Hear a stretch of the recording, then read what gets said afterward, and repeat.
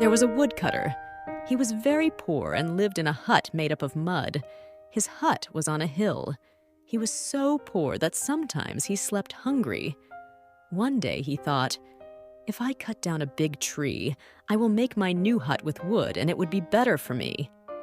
But he needed a sharp axe for that. He did have an axe, but it was without a handle, and he couldn't buy a new one. That day, the woodcutter reached the top of the nearby hill. There were a lot of trees on the hill, old trees, young trees, small trees, big trees, etc. The woodcutter asked those trees, "Can I take a tree away from this hill?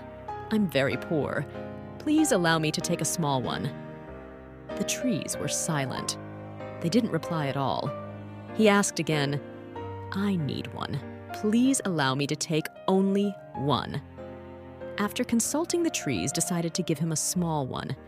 A big and old tree said, "If we give him a small one, he will be satisfied and won't bother us in future. We will be safe from him." The big tree said, "We will give you a small tree. Take it and never come here again." The woodcutter was very happy and took the tree to his hut. After reaching home, first he cut the tree and made a handle for his axe. Then he whetted the axe and made it very sharp. Now the axe was ready to chop the big trees. He was happy to see that his axe was in a proper working condition. The woodcutter forgot his promise, and he decided to cut big. He thought, "Now I will have a strong and big house. Then I'll have all the comforts of life in my new house." He put his axe on his shoulder and started moving towards the hill. On the way, he said to himself, "Without a handle, I couldn't cut trees.